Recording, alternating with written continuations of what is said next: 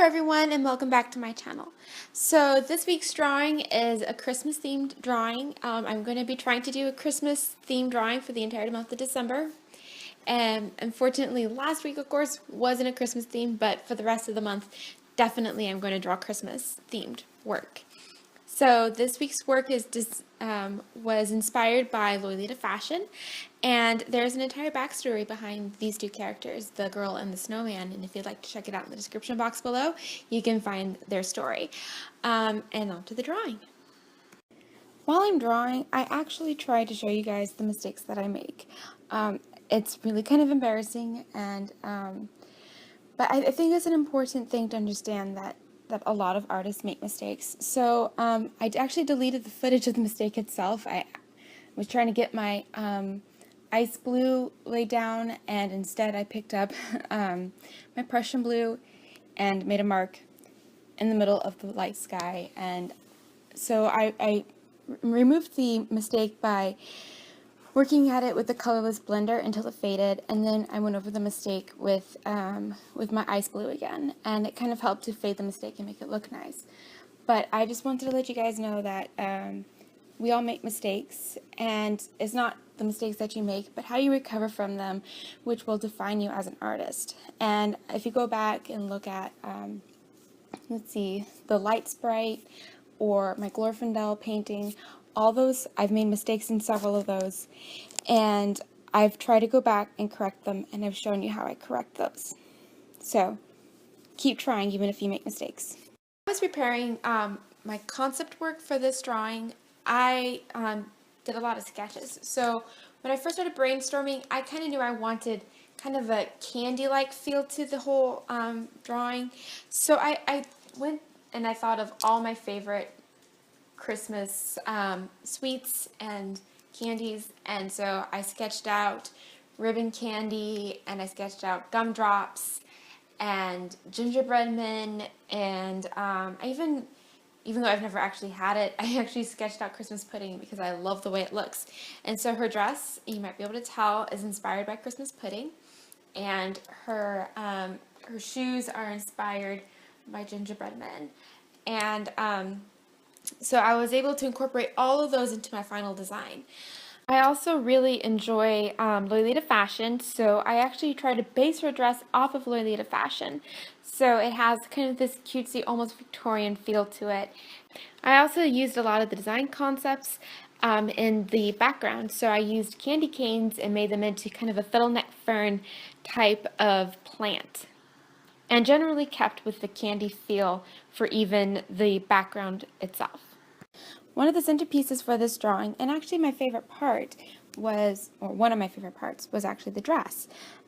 So I say this in several of my videos, I knew what textures I wanted. I wanted her dress to be kind of velvet, so I looked up reference photos. So don't ever be afraid to go and look up reference photos of materials or poses that you want to use. Reference photos are great for an artist. So I looked up reference photos of velvet, and I found some of my favorite ones, and I found how the light catches the velvet and makes it look velvety. So I went in and I blended my gold, my Lingered gold, and my walnut brown, and I think that created a very nice velvet color. But if you've ever worked with markers, especially Copics or any of or Prismacolors even, you'll see that they kind of form these kind of swirly effects, especially if you work them in a circular pattern. They form a swirly effect. So, and kind of looks patchy on my smooth Bristol. So I used that to my advantage to create the appearance of the velvet. So kind of the swirly, kind of soft texture of the velvet. And then I blended those once again using circular patterns, which helps to relay the idea of velvet and that soft shine. So I've discussed the inspiration for this painting, and I'm going to take a little bit of time to discuss the color palette. So once again, I knew that I wanted this to have kind of a candy feel to it, so I stuck with colors which conveyed the candy feeling. So I went with my ice blue because that really conveys a nice kind of candy feel to it. And yes, I blended it with darker colors, but I stuck with mostly blues and reds and browns and I kind of, oh, and greens, and I think that kind of conveys this nice kind of candy feel to it. So the main colors of the candy that I had sketched out in my original concepts, those are the colors that I kind of stuck with, and I think it really conveyed this nice color palette.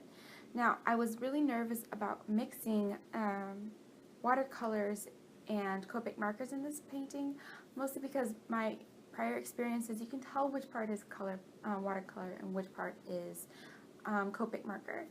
And I kind of went with it anyways for the path, as you'll see in the end. Unfortunately, my memory card filled up, so I wasn't able to get footage of me actually painting in the path that she's on.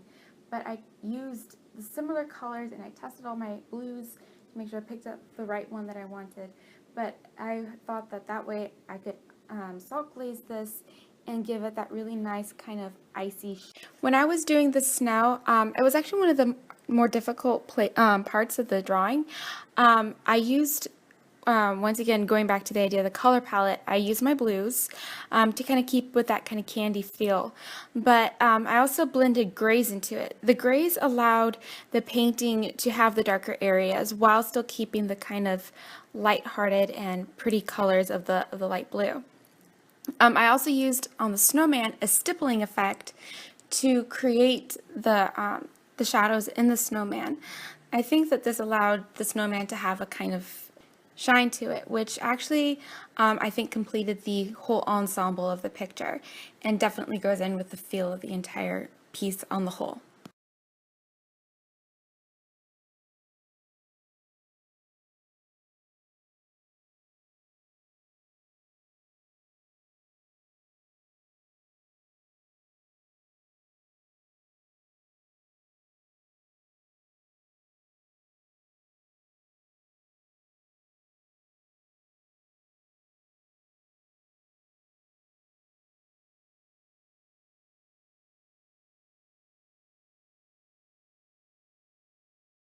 I want to thank you guys so much for watching my video. Please give it a thumbs up if you liked, and don't forget to subscribe. Thanks. Bye.